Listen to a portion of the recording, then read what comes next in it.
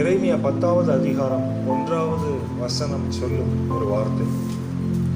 இஸ்ரவேல் வீட்டாரே, கர்த்தர் உங்களுக்கு சொல்லுகிற வசனத்தை கேளுங்கள்.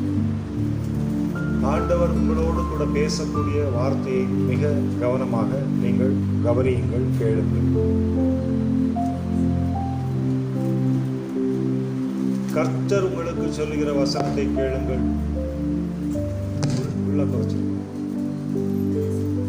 கர்த்தர் உங்களுக்கு சொல்லுகிற வசனத்தை கேளுங்கள். அப்போ ஆண்டவர் நம்மோடு கூட பேசக்கூடிய அந்த வார்த்தையின் சத்தத்தை கேட்க நாம் ஆயத்தமாக வேண்டும். ஏன் நாம் இந்த வார்த்தையின் சத்தத்தை கேட்க வேண்டும்? எதற்காக? வேதம் சொல்லுகிறது, மத்தேயு 4வது அதிகாரத்திலே 4வது வசனத்திலே சொல்லப்பட்ட வார்த்தை, அவர் பிரதியுத்தரமாக, மனுஷன் அப்பத்தினாலே மாத்திரமல்ல, தேவனுடைய வாயிலிருந்து புறப்படுகிற ஒவ்வொரு வார்த்தையினாலும் பிழைப்பான் என்று எழுதியிருக்கிறதே என்றார். அப்போ என்னுடைய வாழ்க்கையிலே எனக்கு பிழைப்பு உண்டாவதற்கு, நான் ஜீவனம் செய்வதற்கு,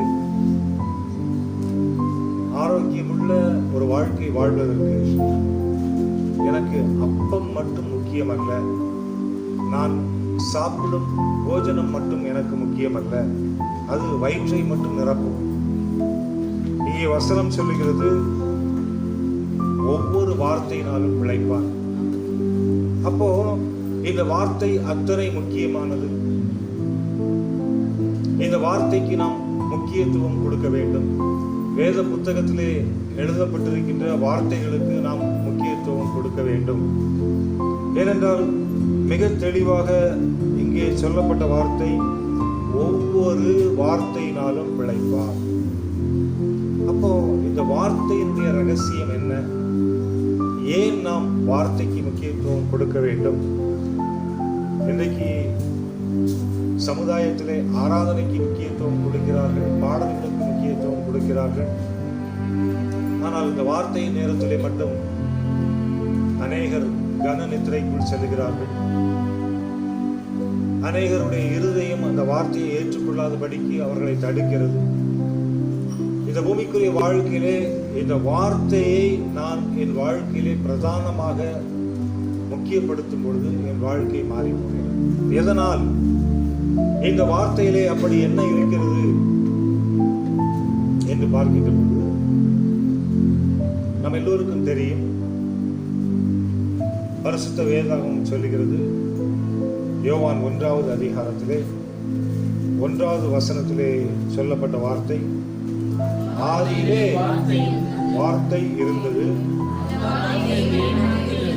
அந்த வார்த்தை தேவனிடத்தில் இருந்தது. அந்த வார்த்தை, அப்ப ஆதியிலே என்ன இருந்தது? அந்த வார்த்தை யார்கிட்ட இருந்துச்சு? 3வது சொல்லி இருக்குது, அந்த வார்த்தை. அப்போ பழைய ஏற்பாடு முழுவதுமாக வார்த்தையினால் நம்மோடு கூட பேசுகிற தெய்வம். வார்த்தையினாலே சகலத்தையும் சிருஷ்டித்த வல்லமை உள்ள தெய்வம். அதனால தான் ஆதியிலே வார்த்தை இருந்தது என்று அங்கே நாம் பார்க்கிறோம். அதற்கு அடுத்தபடியாக அந்த வார்த்தை, அந்த வார்த்தை யார்கிட்ட இருந்ததா? அந்த வார்த்தை யார்கிட்ட இருந்துச்சா? இப்ப முதல்ல வார்த்தை இருந்தது, அந்த வார்த்தை தேவனிடத்தில் இருந்தது அப்படின்னு சொல்லப்பட்டிருக்கிறது. அப்ப தேவன் யார்? 1 தீமோத்தேயு 3வது அதிகாரம் 16வது வசனம்.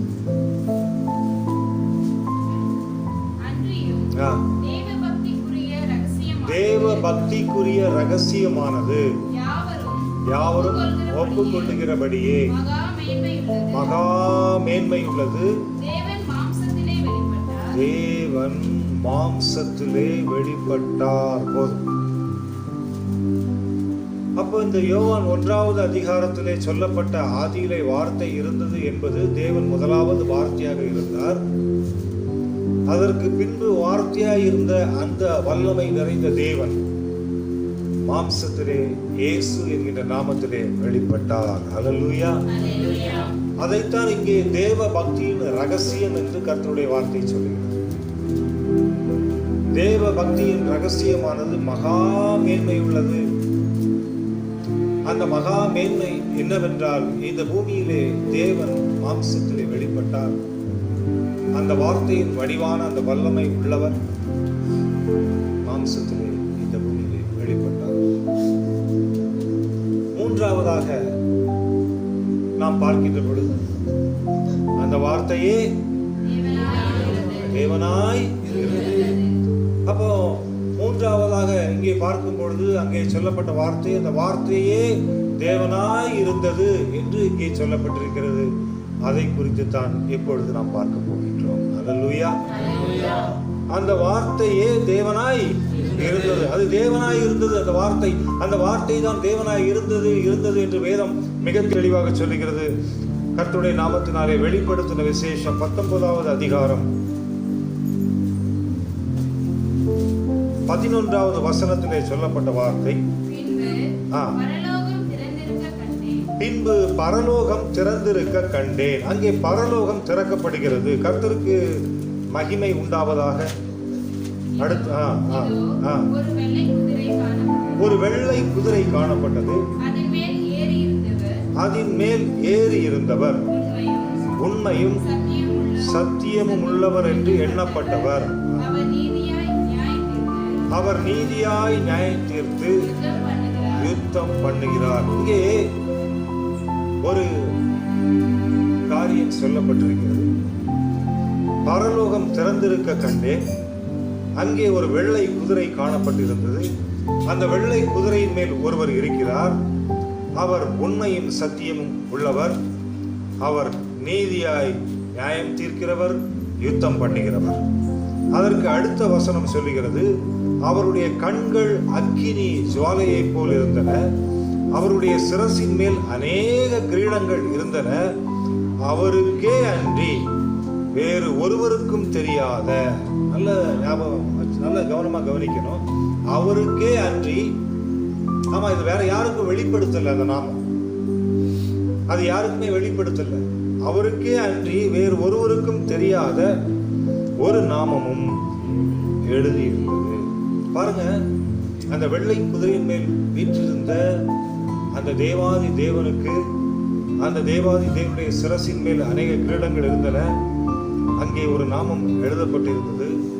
அந்த நாமத்தினுடைய பெயர் என்ன என்று இங்கே வெளிப்படுத்தின விசேஷம் 19வது அதிகாரம் 13வது வசனத்திலே சொல்லப்பட்டிருக்கிறது. படிங்க. இரத்தத்தில் துவைக்கப்பட்ட வஸ்திரத்தை தரித்திருந்தார். அவருடைய நாமம் தேவனுடைய வார்த்தை என்பதை. ஆமா, இப்போ நாம யோவான் 1வது அதிகாரத்திலே அந்த 3வது நிலைமையை பார்த்தோம். அந்த வார்த்தை தேவனாய் இருந்தது. அந்த வார்த்தை தேவனாய் இருந்தது என்று அங்கே சொல்லப்பட்ட வார்த்தையை தேவன் இங்கே கடைசி நாட்களிலே வெளிப்படுத்தின விசேஷத்திலே அந்த பரலோகம் திறக்கப்படும் பொழுது அந்த சத்தியத்தை இங்கே வெளிப்படுத்துகிறார். அதைத்தான் இங்கே சத்தியம் சொல்லுகிறது. இரத்தத்தில் துவைக்கப்பட்ட வஸ்திரத்தை தரித்திருந்தார். அவருடைய நாமம் தேவனுடைய வார்த்தை என்பதை, இரத்தத்தில் துவைக்கப்பட்ட வஸ்திரம், கல்வாரி சிலுவையிலே அவரை அடித்து துன்புறுத்தி, அவர் கைகளிலும் கால்களிலும் ஆணிகளை அடித்து அவரை கபாலஸ்தலம் என்ற இடத்திலே வைத்து அவரை சித்திரவதை செய்த பொழுது அவருடைய வஸ்திரம் முழுவதும் இரத்தமாய் மாறிப்போனது என்று வேதம் சொல்கிறது. இரத்தத்தில் துவைக்கப்பட்ட வஸ்திரத்தை தரித்திருந்த தேவன் ஆண்டவராகிய இயேசு கிறிஸ்து, அவர் இந்த பூமியிலே வாழக்கூடிய மனு குலத்திற்காக, உனக்காக, எனக்காக தன்னுடைய இரத்தத்தை சிந்தியவர். அந்த இரத்தத்தை சிந்தின தேவன், அவருடைய இரத்தத்தினாலே உனக்கும் எனக்கும் பாவ மன்னிப்பு உண்டாயிருக்கிறது. நாம் நீதிமான்களாக மாற்றப்பட்டிருக்கிறோம். நம்முடைய வாழ்க்கையிலே நம்முடைய சரீரத்தின் அவயவங்களுக்குள் அவருடைய இரத்தம் ஒவ்வொரு நாளும் கிரியை செய்து கொண்டிருக்கிறது. அதைத்தான் நாம் 1 யோவான் 1வது அதிகாரத்திலே நாம் பார்க்கின்றோம். இரத்தத்தில் துவைக்கப்பட்ட அந்த வஸ்திரத்தை தரித்த இயேசு கிறிஸ்துடைய இரத்தம் சகல பாவங்களையும் நீக்கி நம்மை என் பாவங்களை நீக்கி என்னை சுத்திகரிக்கக்கூடிய ரத்தம் இயேசு கிறிஸ்துவின் ரத்தம். அந்த ரத்தம் உயிருள்ள ரத்தம், அந்த ரத்தம் ஜீவனுள்ள ரத்தம், அந்த ரத்தம் சுவாசம் உள்ள ரத்தம். அந்த ரத்தத்தை தான் இங்கே குறிப்பிடப்பட்டிருக்கிறது. வெளிப்படுத்தின விசேஷம் 19வது அதிகாரம் 13வது வசனத்தில், இரத்தத்தில் துவைக்கப்பட்ட வஸ்திரத்தை தரித்திருந்தார், அவருடைய நாமம் தேவனுடைய வார்த்தை என்பதே என்று இந்த வசனத்தில் நாம் பார்க்கின்றோம். அடுத்து அங்கே சொல்லப்பட்டிருக்கிறது, பரலோகத்தில் உள்ள சேனைகள் வெண்மையும் சுத்தமுமான மெல்லிய வஸ்திரம் தரித்தவர்களாய் வெள்ளை குதிரைகளின் மேல் ஏறி அவருக்கு பின் சென்றார்கள். இந்த பரலோகத்தின் ஒட்டுமொத்த சேனையும், பூமியிலே ஒரு சேனை உண்டு, வான மண்டலத்திலே பொல்லாத சேனைகள் உண்டு, பரலோகத்திலும் சேனைகள் உண்டு. இந்த பரலோகத்தின் சேனை, மகா திரளான அந்த பரலோகத்தின் சேனை, அந்த சேனைகள் அத்தனையும் வெள்ளை குதிரைகளில் ஆண்டவராகிய இயேசு கிறிஸ்துவுக்கு பின்பாக புறப்பட்டு சென்றன என்று வேதம் சொல்கிறது. அடுத்து 15வது வசனம் சொல்லுகிறது, புற ஜாதிகளை வெட்டும்படிக்கு அவருடைய வாயிலிருந்து கூர்மையான பட்டயம் புறப்படுகிறது. தேவனுடைய வாயிலிருந்து புறப்படும் பட்டயம், கூர்மையான பட்டயம். பரிசுத்த வேதாகமத்திலே ஒரு வசனம் இருக்கிறது, தேவனுடைய வார்த்தையானது ஜீவனும் வல்லமையும் உடையதாயும். அந்த வசனத்தை எடுத்த படிக்க, ஆவியையும் ஆத்மாவையும், சத்தமா படிங்க, தேவனுடைய வார்த்தையானது ஜீவனும் வல்லமையும் உள்ளதாயும், இருபுறமும் கருக்குள்ள எந்த பட்டயத்திலும் கருக்கானதாயும், இருபுறமும் கருக்குள்ள எந்த பட்டயத்திலும் கருக்கானதாயும். போதும். அப்ப இருபுறமும் கருக்குள்ள எந்த பட்டயத்திலும், இங்கே வேதம் சொல்லுகிறது, தேவனுடைய வாயிலிருந்து கூர்மையான பட்டயம் புறப்படுகிறது. அந்த பட்டயம் என்பது வார்த்தை. அந்த வார்த்தையை அவர் சொல்லும் பொழுது அங்கே அவருடைய தூதர்கள் செயல்படுகிறார்கள். இரும்பு கோலால் அவர்களை அரசாடுவார். அவர் சர்வ வல்லமை உள்ள தேவனுடைய உக்கிர கோபமாகிய மது உள்ள ஆலையை மிதிக்கிறவர். அடுத்து ஒரு வார்த்தை சொல்லப்பட்டிருக்கிறது, 16வது வசனம், ராஜாதி ராஜா கர்த்தாதி கர்த்தா என்னும் நாமம் அவருடைய வஸ்திரத்தின் மேலும் அவருடைய தொடையின் கீழும் எழுதப்பட்டிருந்தது. அல்லேலூயா. அவர் ராஜாதி ராஜா, அவர் கர்த்தாதி கர்த்தர். அது எங்கே எழுதப்பட்டிருந்தது என்றால், அவருடைய வஸ்திரத்தின் மேல் எழுதப்பட்டிருந்த வார்த்தை. அந்த வஸ்திரத்தின் மேல் எழுதப்பட்டிருந்த வார்த்தை ராஜாதி ராஜா, கர்த்தாதி கர்த்தர். அல்லேலூயா. இந்த பரிசுத்த தேவனுடைய வஸ்திரத்தின் மேல் எழுதப்பட்டிருந்த வார்த்தை ராஜாதி ராஜா, கர்த்தாதி கர்த்தர். இவரே கர்த்தாதி கர்த்தர், இவரே ராஜாதி ராஜா, இந்த பரிசுத்த தெய்வம் இயேசு. அதனால் இந்த பூமிக்குரிய வாழ்க்கையிலே நாம் ஆராதிக்கக்கூடிய தெய்வம் எப்படிப்பட்டவர் என்பதை நாம் தெரிந்து கொள்ள வேண்டும். நாம் எதற்கு முக்கியத்துவம் கொடுக்க வேண்டும் என்பதை தெரிந்து கொள்ள வேண்டும். அப்பொழுதுதான் நம்முடைய வாழ்க்கையிலே தேவனுடைய வல்லமையை நாம் பெற்றுக்கொண்டவர்களாக வாழ முடியும். அவருடைய வஸ்திரத்தின் மேல் எழுதப்பட்ட வார்த்தை கர்த்தாதி கர்த்தர், ராஜாதி ராஜா. அப்போ இவர்தான் கர்த்தாதி கர்த்தர், இவர்தான் ராஜாதி ராஜா. பழைய ஏற்பாட்டின் புத்தகத்திலே ஏசாயா 6வது அதிகாரம் 1வது வசனம், உசியா ராஜா மரணமடைந்த வருஷத்தில் ஆண்டவர் உயரமும் உன்னதமான சிங்காசனத்தின் மேல் வீற்றிருக்க கண்டேன். அவருடைய வஸ்திர தொங்கலால் தேவாலயம் நிறைந்திருந்தது. தேவனுடைய வஸ்திர தொங்கல் என்று இங்கே ஏசாயாவின் புத்தகத்திலே தேவ ஆலயத்தில் காணப்பட்ட வஸ்திர தொங்கல் தேவனுடைய வஸ்திர தொங்கல் என்று இங்கே பழைய ஏற்பாட்டின் புத்தகத்திலே சொல்லப்பட்டிருக்கிறது. அந்த வஸ்திரம் யாருடைய வஸ்திரம் என்றால், ராஜாதி ராஜாவும் கர்த்தாதி கர்த்தருமாய் இருக்கிற ஆண்டவராகிய இயேசு கிறிஸ்துவின் வஸ்திர தொங்கல். ஹல்லேலூயா. நாம் தேவனை குறித்து அறிகிற அறிவை நாம் பெற்றுக்கொள்ளும் போது மட்டும்தான் விடுதலை நம்முடைய வாழ்க்கையிலே கிடைக்கும். அதனால் தான் வேதம் சொல்லுகிறது, சத்தியத்தையும் அறிவீர்கள், சத்தியம் உங்களை விடுதலையாகும்.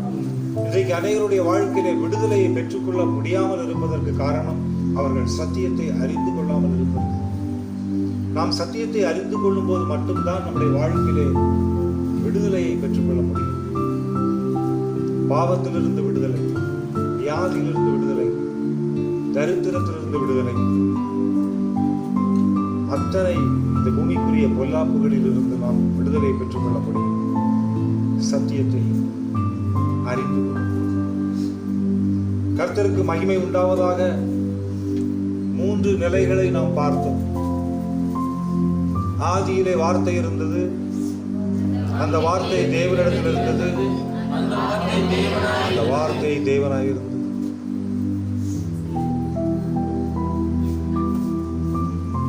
நாம் 3 தன்மைகளை இந்த பூமியிலே நாம் உணர்ந்து கொள்ள வேண்டும். பிதாவும் அவரே, குமாரனும் அவரே, பரிசுத்த ஆவியானவரும் அவரே. பிதா வேறு, குமாரன் வேறு, பரிசுத்த ஆவியானவர் வேறு கிடையாது. எப்பொழுது இந்த உணர்வு கிறிஸ்துவத்திற்குள் வருகிறதோ அந்த சபைகளிலே எழுப்புதல் உண்டாகும். அல்லேலூயா. இன்றைக்கு அநேக பாரம்பரியமான சபைகளிலே இதை குறித்த விளக்கமும் கிடையாது, இதை குறித்த ஒரு போதனையும் கிடையாது. அதுதான் அங்கே நிறைய வெளியிலிருந்து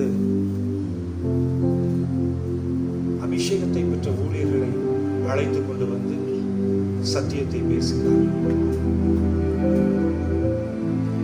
இன்றைக்கு மாற்றங்கள் உண்டாகி கொண்டிருக்கிறது. தேவனை குறித்த ஒரு எழுப்புதல் இன்றைக்கு உண்டாகி கொண்டிருக்கிறது. கர்த்தருக்கு மகிமை உண்டாவதாக. ஒரே தெய்வம், பரிசுத்தமுள்ள தெய்வம், இந்த பூமியிலே கடைசி நாட்களிலும் அவர் வாயிலிருந்து புறப்படக்கூடிய வார்த்தையினால் நியாயம் தீர்க்கும் தெய்வம் நம்முடைய ஆண்டவராகிய இயேசு கிறிஸ்து. அதை நாம் புரிந்து கொள்ள வேண்டும். அவர் மாம்சத்திலே வெளிப்பட்ட போது இந்த காரியத்தை குறித்து அநேக காரியங்களை அவர் சொன்னார். கர்த்தருக்கு மகிமை உண்டாவதாக. நாம் அதை தெரிந்து கொள்ள வேண்டிய கட்டாயத்தில் இருக்கின்றோம். கர்த்தருக்கு ஸ்தோத்திரம். யோவான் 14வது அதிகாரத்தை நாம் எடுத்தோம் என்றால், யோவான் 14வது அதிகாரம்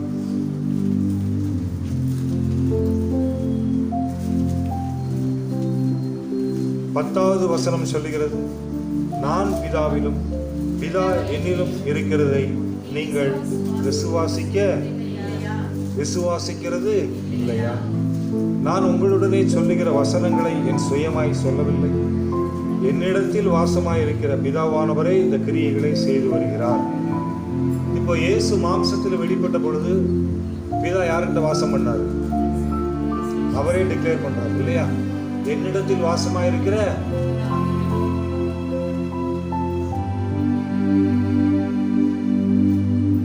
வசனம் சொல்லுதுங்க. நீங்களும் நானும் சொல்லவில்லை, வசனம் சொல்லுகிறது. நான் பிதாவிலும் பிதா என்னிலும் இருக்கிறதை நீ விசுவாசிக்கவில்லையா?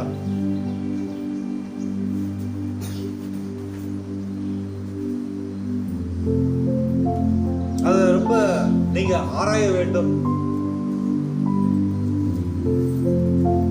அதனால்தான் நம்முடைய ஐக்கியத்துல நம்ம எப்பவுமே ஜெபம் முடிக்கும் போது எனக்கு 3 தன்மைகளை நான் ஒத்துக்கொள்வதில்லை. எங்களுடைய பெண்டிகாஸ்ட் சர்ச்சஸ் எதிலையுமே ஆவிக்குரிய சபைகளிலே அவைகள் ஏற்றுக்கொள்ள மாட்டார்கள். ஏனென்றால் ஆவியானவர் சத்தியம், அந்த சத்தியத்தை மட்டுமே அங்கே பிரகடனப்படுத்துவார்.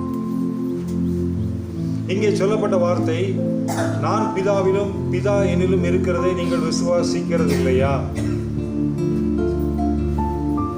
என்னிடத்தில் வாசமாயிருக்கிற பிதாவானவர், அவரிடத்தில் வாசமாயிருக்கிற பிதாவானவர், கர்த்தருக்கு மகிமை உண்டாவதாக. இது முதலாவது ஆண்டவர் சொல்றார். 2வது சொல்றாரு 11வது வசனத்துல, நான் பிதாவிலும் பிதா என்னிலும் இருக்கிறதை நம்புங்கள். Believe it. ஃபர்ஸ்ட் பிலீவ் பண்ணு.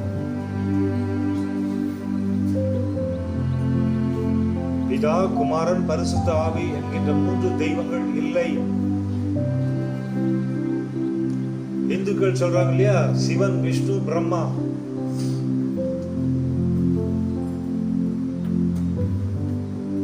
அது மாதிரியே நீயும் சொல்லிட்டு இருந்தா மண்டையில மூளை இல்லைன்னு அர்த்தம், இன்னும் சத்தியம் தெரியலன்னு அர்த்தம். இயேசு கிறிஸ்து ஒருவரே இந்த பூமியும் வானத்திற்கும் பூமிக்கும் அத்தனைக்கும் சர்வ வல்லமை உள்ள சர்வ சிருஷ்டிகர். அவர்தான் பிதா, அவர்தான் குமாரன், அவர்தான் பரிசுத்த ஆவியானவர். இந்த சத்தியம் உனக்குள் வர வேண்டும். இதை நீ தெரிந்து கொள்ள வேண்டும். இந்த உணர்வு உனக்குள் வர வேண்டும். எல்லா நாமத்திற்கும் மேலான நாமத்தை உடைய இயேசு என்று வேதம் சொல்லுகிறது. அவருடைய நாமமே வல்லமையில் பெரியது என்று வேதம் சொல்லுகிறது. மேலே வானத்திலும், நல்ல கவனமாக கவனிக்கிறோம், மேலே வானத்திலும் கீழ பூமியிலும் தெரியும், மேலே வானத்திலும், அதான் ரொம்ப முக்கியம், அவருடைய நாமமே அன்றி வேறு ஒருவராலும் ரட்சிப்பு இல்லை.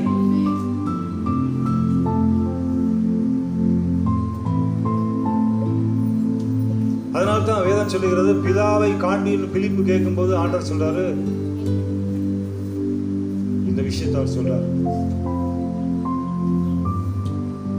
கடைசி நாட்களிலே அவருடைய வெளிப்படுதலை குறித்தும் அவருடைய வருகை குறித்தும் தேவ தூதர்களும் அறியார்கள் பைபிள்ல போட்டு. தூதர்கள் எங்க இருக்கிறாங்க?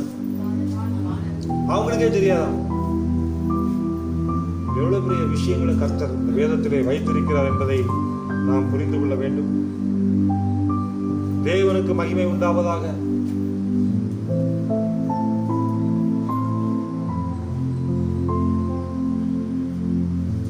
கர்த்தர் நல்லவர். 11வது வசனத்திலே, நான் பிதாவிலும் பிதா என்னிலும் இருக்கிறதை நம்புங்கள். முதல்ல பிலீவ் பண்ண. அப்படி இல்லாவிட்டாலும் என் கிரியைகளின் நிமித்தமாவது என்னை நம்புங்கள். என் கிரியைகளின் நிமித்தமாவது என்னை, ஆமா, நான் செய்யக்கூடிய அந்த வல்லமையான காரியங்களை பார்த்தாவது நீங்கள் நம்புங்கள் என்று இங்கே ஆண்டவர் 11வது வசனத்திலே சொல்லுகிறார். அடுத்து பரிசுத்த தேவனுக்கு மகிமை உண்டாவதாக 12வது வசனத்திலே மீண்டும் சொல்லுகிறார், மெய்யாகவே மெய்யாகவே நான் உங்களுக்கு சொல்லுகிறேன், நான் என் பிதாவினிடத்திற்கு போகிறபடியினால். அல்லேலூயா. இப்போ அவர் தன்னுடைய 3வது நிலைமையை அங்கே வெளிப்படுத்தினார். நான் என் பிதாவினிடத்திற்கு போகிறபடியினால் என்னை விசுவாசிக்கிறவன் நான் செய்கிற கிரியைகளை தானும் செய்வான், இவைகளை பார்க்கிற பெரிய கிரியைகளையும் செய்வான்.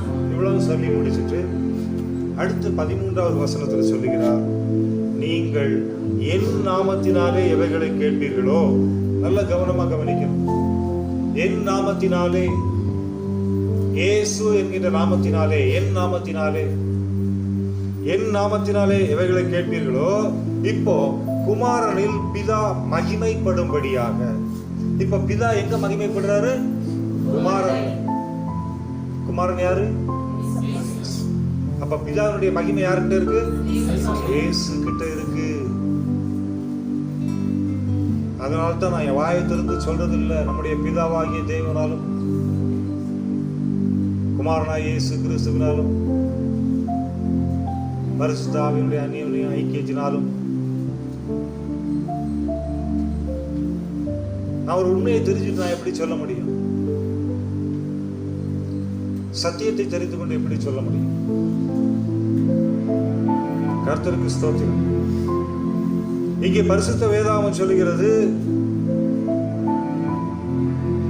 குமாரனில் பிதா மகிமைப்படும்படியாக அதை செய்வேன். அப்போ அந்த செய்வேன்னு சொல்லியிருக்கிறாரு. செய்வேன்னா அது மற்றவர்களுக்கு கட்டளை கொடுக்கிறதா அல்லது நாம அதை செய்யறதா? அப்ப அந்த அதிகாரம் யாருக்கிட்ட இருக்கு? செய்வேன். கர்த்தருக்கு ஸ்தோத்திரம். அதனால தான் இந்த மாதம் ஆண்டவர் நமக்கு கொடுத்த வாக்குத்தத்தம், என் நாமத்தினாலே நீங்கள் எதை கேட்டாலும், அல்லேலூயா, என் நாமத்தினாலே நீங்கள் எதை கேட்டாலும் அதை நான் செய்வேன். அவர் செய்வார். பிதா வேறு, குமாரன் வேறு, பரிசுத்த ஆவியானவர் வேறு கிடையாது. இது 3 தன்மைகள். இந்த 3ம் ஒன்றாய் இருக்கிறது. 3 எப்படி இருக்குது? வசனம் படிங்க. 1 யோவான் 5:7. 1 யோவான் 5:7. பரலோகத்தில் சாட்சியிடுகிறவர்கள் மூவர், பிதா, வார்த்தை, பரிசுத்த ஆவி என்பவர்களே, இம்மூவரும் ஒன்றாய் இருக்கிறார்கள். இம்மூவரும் ஒன்றாய் இருக்கிறார்கள். ஹல்லேலூயா. நல்ல கவனமாக கவனிங்க. இம்மூவரும் ஒன்றாய் இருக்கிறார்கள். இந்த மூன்றும் ஒன்று. ஆண்டவர் இந்த பூமியை வார்த்தையினாலே உண்டாக்கினார், மாம்சத்திலே வெளிப்பட்டார். இந்த கடைசி நாட்களிலே பரிசுத்த ஆவியானவர் நம்மோடு கூட இருக்கிறார். அந்த ஆவியானுடைய சத்தத்தை நாம் கேட்கிறோம். கடைசி நாட்களிலே வார்த்தையினாலே நம்மை நியாயம் தீர்க்கிறவர். இப்ப கடைசியா படிக்கும் பொழுது, ஆதியிலே வார்த்தை இருந்தது, அந்த வார்த்தை தேவனிடத்தில் இருந்தது, அந்த வார்த்தை தேவனாய் இருந்தது. அப்போ அந்த வார்த்தை தான் தேவன் என்று இங்கே வேதம் சொல்லுகிறது. அப்போ வார்த்தை தான் தேவன் என்றால் அந்த வார்த்தையின் சத்தத்தை நாம் கேட்கும் பொழுது நாம் உயிர்ப்பிக்கப்பட்டவர்களாக மாறுகிறோம். ஹல்லேலூயா. கர்த்தருக்கு ஸ்தோத்திரம். வார்த்தையின் சத்தத்தை நீ கேட்க வேண்டும். கேட்கும் பொழுதுதான் உனக்கு ஜீவன் உண்டாகும். வார்த்தையின் சத்தத்தை நீ கேட்காத பட்சத்திலே உனக்கு ஜீவன் உண்டாகாது. எது உண்டாகாது? அப்ப வார்த்தையின் சத்தத்தை கேட்டா எனக்கு ஜீவன் உண்டாகும். எப்படி ஜீவன் உண்டாகும்? அந்த வார்த்தையின் சத்தத்தை கேட்கும் பொழுது என் சரீரங்கள் உயிர் பெற்று எழும்பும். ஹல்லேலூயா. அதனால தான் ஆண்டவர் சொல்றாரு, இன்று அவருடைய வார்த்தையின் சத்தத்தை கவனமாய் கேட்டீர்களானால். கவனமாய். இந்த வார்த்தையின் சத்தத்தை கவனமா கேட்கறதுனா எப்படி எப்படி எப்படி அப்படின்னு பார்த்தாச்சுன்னா, இப்ப சகோதரர் ரமேஷ் இருக்கிறாரு. சகோதரர் ரமேஷ் பிரதர், கொஞ்சம் எந்திரிச்சு நில்லுங்களேன்.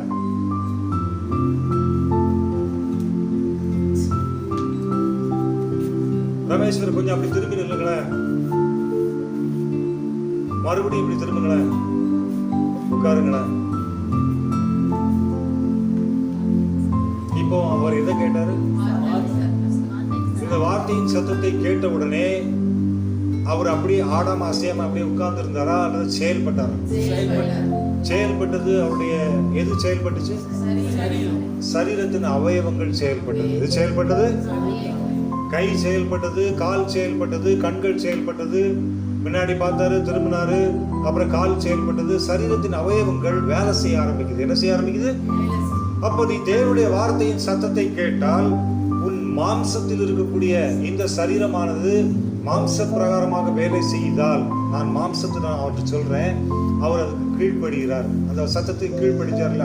இப்ப மாம்சத்துல நான் சொல்லக்கூடிய வார்த்தைக்கு அவர் கீழ்ப்படிந்தார்.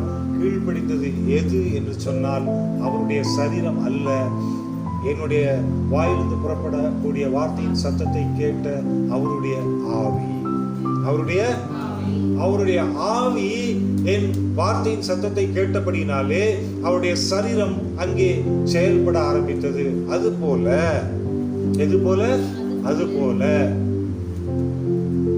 யோவான் 6:63 சொல்லுகிறது. படிங்க. யோவான் 6:63. ஆவியை உயிர்ப்பிக்கிறது, மாம்சமானது ஒன்றுக்கு உதவாது. நான் உங்களுக்கு சொல்லுகிற வசனங்கள் ஆவியாயும் ஜீவனாயும். ஆமா, நான் உங்களுக்கு சொல்லுகிற வசனங்கள் ஆவியாயும் ஜீவனுமாயும் இருக்கிறது. நீ மாம்சத்திற்கு முக்கியத்துவம் கொடுக்கக்கூடிய நீ இந்த பூமியில உன்னை சுற்றி நடக்கக்கூடிய எல்லா சத்தத்திற்கும் கீழ்ப்படியக்கூடிய நீ இன்னைக்கு அநேகருடைய வாழ்க்கை மாறாமல் இருப்பதற்கு காரணம் என்ன தெரியுமா? தன்னுடைய கெட்ட பழக்க வழக்கங்களை விட முடியாமல் இருப்பதற்கு காரணம், நல்ல ஒரு சாட்சியுள்ள வாழ்க்கை வாழ முடியாமல் இருப்பதற்கு காரணம், தங்கள் வாழ்க்கையிலே காணப்படக்கூடிய அத்தனை ஆசீர்வாதங்களை அழித்து போட்டதற்கு காரணம், தங்கள் குடும்ப வாழ்க்கையை சீரழித்து போட்டதற்கு காரணம், எதிர்காலத்தை கேள்விக்குறியாக மாற்றியதற்கு காரணம், தன்னை சுற்றி இருக்கிற ஜனங்களுக்கு முன்பாக வெட்கப்பட்ட வாழ்க்கை வாழ்வதற்கு காரணம், அவர்களுடைய ஆவி கர்த்தருடைய வார்த்தையின் சத்தத்தை கேட்டு கீழ்ப்படியாமல் போனதே காரணம்.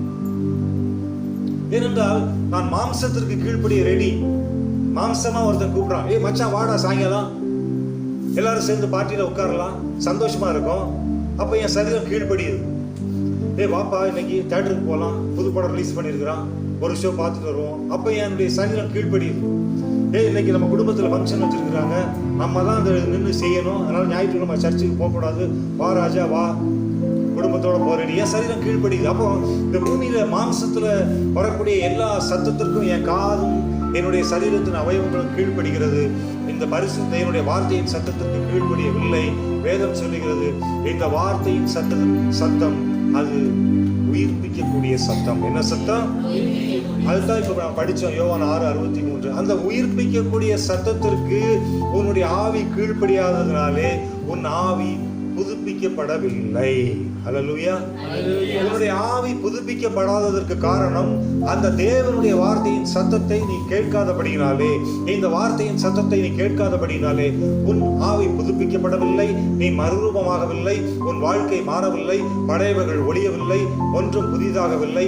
இன்னும் நாம் கண் குருடானவர்களாக காணப்படுகின்றோம், காது கேட்காத செவிடர்களாக காணப்படுகின்றோம், முடமாக்கப்பட்டவர்களாக காணப்படுகின்றோம். ஆனால் என்றைக்கு என்னுடைய ஆவி இந்த கர்த்தருடைய வார்த்தையின் சத்தத்தை கேட்க கீழ்ப்படுகிறதோ அதற்கு பின்பு என் வாழ்க்கை ஜெயமுள்ள வாழ்க்கையாக மாறிப்போகிறது. இன்றைக்கு அப்படிப்பட்ட சூழ்நிலைகளுக்குள் நாம் வர வேண்டும். அதற்காகத்தான் நாம் அந்த வார்த்தையினுடைய வல்லமையை குறித்து நாம் பார்த்து கொண்டிருக்கின்றோம். எல்லா சூழ்நிலைகளிலும் நம்மை பலப்படுத்துகிறது தேவனுடைய வார்த்தை. இந்த வார்த்தையிலே ஜீவன் இருக்கிறது என்று கர்த்தருடைய வார்த்தை சொல்லுகிறது, ஆவி இருக்கிறது என்று கர்த்தருடைய வார்த்தை சொல்லுகிறது. அதனால என்னுடைய ஆவி இந்த ஆவிக்கு கீழ்ப்படி இல்லை, மனுஷனுடைய ஆவிக்கு கீழ்ப்படி. மனுஷனுடைய ஆவிக்கு கீழ்ப்படுகிறதுனால நான் எல்லா தப்பும் ஈஸியா செய்யறேன். சினிமா பார்க்க போறேன், குடியாரனு கூட குடிக்க போறேன், தம் அடிக்க போறேன், டைமை வேஸ்ட் பண்ண போறேன், பணத்தை வேஸ்டா செலவு பண்ண போறேன், கடன் வாங்க போறேன், எல்லாத்தையும் என் இஷ்டத்துக்கு செய்வேன். ஏன்னா நான் என்னுடைய ஆவி மனுஷனுடைய ஆவிக்கு கீழ்ப்படியுது, தேவனுடைய ஆவிக்கு கீழ்ப்படியல. அப்ப தேவனுடைய ஆவிக்கு கீழ்ப்படியலைன்னா என்னுடைய வாழ்க்கையில என்னுடைய சரீரத்தின் அவயவங்கள் உயிர்ப்பிக்கப்படாது. என்னப்படாது? உயிர்ப்பிக்கப்பட்ட வாழ்க்கைக்குள் பிரவேசிக்க முடியாது. தேவனுடைய பிள்ளைகளை, இன்றைக்கும் நாம் தேவனாலே உயிர்ப்பிக்கப்பட்டவர்கள். கர்த்தர் எப்படி அவர் ஆவியிலே உயிர்ப்பிக்கப்பட்டாரோ அதே போல நாமும் இந்த பூமிக்குரிய வாழ்க்கையிலே உயிர்ப்பிக்கப்பட்ட வாழ்க்கைக்குள் செல்ல வேண்டும். அப்படி உயிர்ப்பிக்கப்பட்ட வாழ்க்கைக்குள் செல்ல வேண்டும் என்றால் பிரதானமாக நாம் இப்பொழுது கேட்டுக்கொண்டிருக்கக்கூடிய இந்த வார்த்தையின் சத்தத்திற்கு முக்கியத்துவம் கொடுக்க வேண்டும். அல்லேலூயா. இந்த வார்த்தை மிகவும் வல்லமை உள்ளது. இன்றைக்கு 30 ஆண்டு கிறிஸ்தவர்கள், 40 ஆண்டு கிறிஸ்தவர்கள், 50 ஆண்டு கிறிஸ்தவர்கள், 60 ஆண்டு கிறிஸ்தவர்கள் வேத புத்தகத்தை கையில் வைத்துக் கொண்டு அதை பேகுக்கு மட்டும் சொந்தமாக வைத்துக் கொள்கிறார்கள். எதுக்கு? ஜிப்பு போட்ட பேகு, இல்லைன்னா வீட்டில் இருக்கிற செல்ஃபு, அதுல மட்டும்தான் அந்த பைபிளுக்கு சொந்தக்காரங்க யாரும் பார்த்தாச்சுன்னா அந்த பேகு இல்லைன்னா அந்த செல்ஃபு, அதுதான் அவங்க க்ளோஸ் ரிலேட்டிவ். உன் இருதயமாகிய அறையிலே அவைகளை பூட்ட முயற்சி செய். அல்லேலூயா. உன் இருதயமாகிய கற்பலகைகளிலே அவைகளை எழுத முயற்சி செய். அப்பொழுதுதான் உன் இருதய துடிப்பு சீராகும், உன் இருதயம் உயிருள்ள இருதயமாக மாறும். அதனால தான் ஆண்டவர் சொல்றாரு, உன் இருதயத்தை எனக்கு தா, என் மகனே உன் இருதயத்தை எனக்கு தா. அப்ப இன்றைக்கு இந்த பூமிக்குரிய வாழ்க்கையிலே தேவனுடைய பிள்ளைகளை, நீ எதுக்கு முக்கியத்துவம் கொடுக்கிறதே இல்லையோ, first preference you should give importance for our lord's word. கடவுளுடைய வார்த்தை, தேவனுடைய வார்த்தைக்கு முக்கியத்துவத்தை கொடுக்க நீ முயற்சி செய். அந்த வார்த்தையை தியானிக்க முயற்சி செய். உன்னால எல்லாத்தையும் படிக்க முடியலையா, ஏதோ ஒரு வசனம் உன்னை தொட்டிருக்கா, அந்த வசனத்தை நீ தியானம் பண்ண ஆரம்பி. அப்படி நீ உன்னுடைய வாழ்க்கையில ஆரம்பத்தை துவங்கு. ஒரு புதிய வாழ்க்கைக்குள் செல். உன் ஆவியை கீழ்ப்படிதலுக்குள் கொண்டு வா. இன்னைக்கு நிறைய பேருக்கு கீழ்ப்படிதல் வரலன்னா அது காரணம் அவங்க ஆவி கீழ்ப்படியில்லை, சரீரம் இல்லை. ஐயோ இன்னும் அவர் திருந்தலையே. ஏன்னா அவருடைய ஆவி கீழ்ப்படியில்லை. அந்த ஆவி பொல்லாத ஆவி கூட சுத்திட்டு இருக்கு. எந்த ஆவி கூட?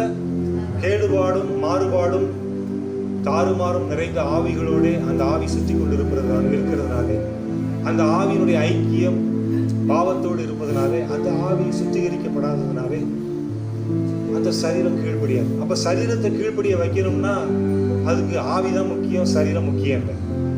ரோமர் 8வது அதிகாரம் அப்படி. அதனால்தான் அந்த ரோமர் 8வது அதிகாரத்துல அந்த வார்த்தை சொல்லுது, ரொம்ப அருமையான ஒரு வார்த்தை.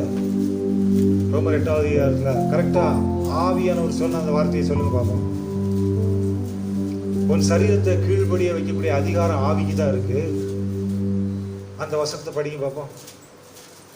நான் முதல்ல படிச்சோம், மனுஷன் தேவனுடைய வாயிலிருந்து புறப்படுகிற ஒவ்வொரு வார்த்தையினாலும் பிழைப்பான் என்று நாம் துவங்கினோம்.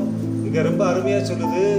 அந்த வார்த்தையை நான் கேட்கும்போது என்னுடைய ஆவி அந்த வார்த்தையை கேட்க ஆரம்பிச்சிருச்சு அப்படின்னா வசனத்தை படிக்க பார்ப்போம். ஒரு நிமிஷம் பிரபு படிக்க சொல்லுங்க. அது இல்ல ஒரு நிமிஷம். இப்போ படிச்சாங்க. எத்தனை வசனம்? 13 படிங்க. மாம்சத்தின்படி பிழைத்தால் சாவு நிச்சயம். என்ன நிச்சயம்? பக்கத்துல பார்த்து சொல்லுங்க. சாவு நிச்சயம். வார வாரம் சாவுன்னு சொல்லிட்டுக்கிறாரு.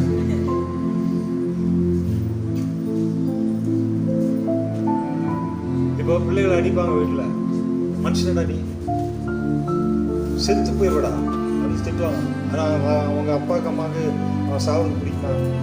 அவன் மேல இருக்கிற பாசம், அந்த பிள்ளைகள் மேல இருக்கக்கூடிய பாசம் ஆனா பிள்ளைகளுக்கு புரியாது. அவன் செத்து போயிடக்கூடாதே அப்படிங்கிறதுக்காக போட்டு அவன் டார்ச்சர் பண்ணுவாங்க. ஆனா பிள்ளைகளுக்கு அது தெரியாது. ஏன்னா நம்ம பிள்ளைகளா இருந்து வந்ததுனால நமக்கு தெரியும். ஏன்னா நம்ம செத்து பொழைச்சிருக்கிறோம். நம்ம எப்படி பொழைச்சிருக்கிறோம்?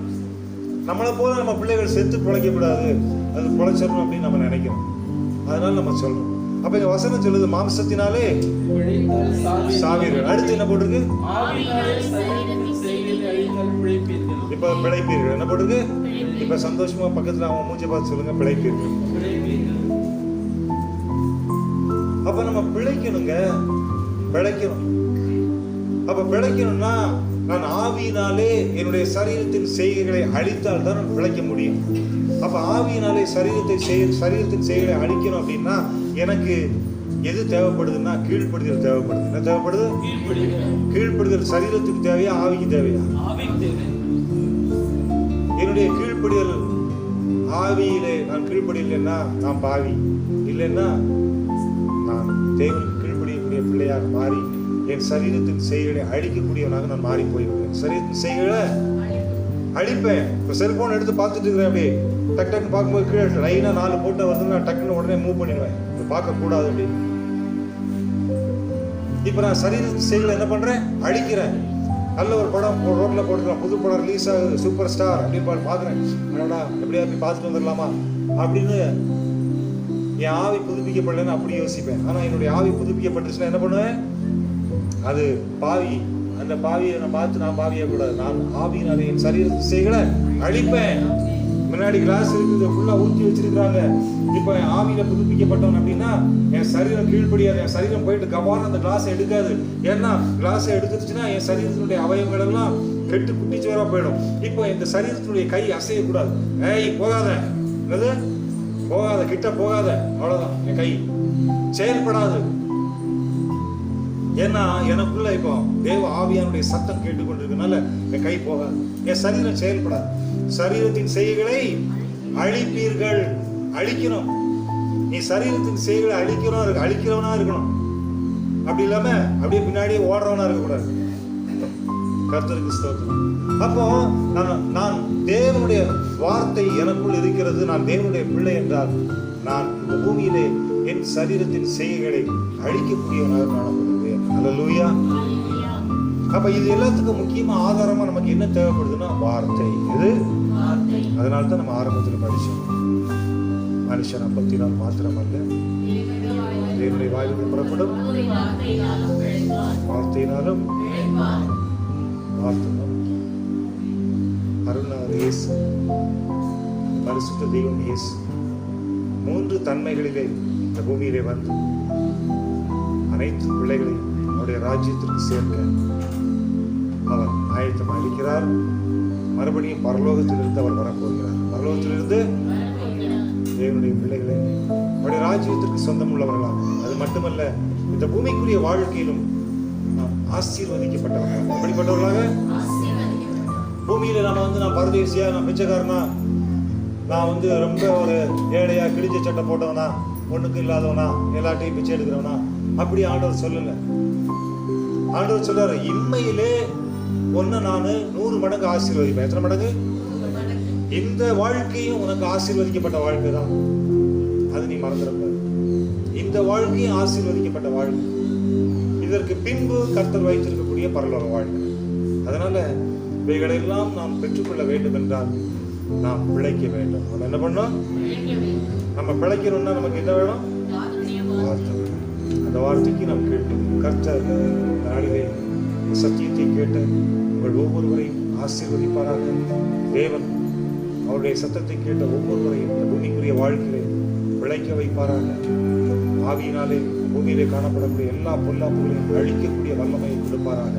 அது மட்டுமல்ல, மறுமைக்குரிய ஆசீர்வாதங்களை வெற்றிக்கொள்ள கர்த்தர் அனுக்கிரகம் செய்வார்கள். God bless you. கர்த்தர் உங்களை ஆசீர்வதிக்கிறார். தொடர்ந்து கர்த்தருடைய நாமத்தினாலே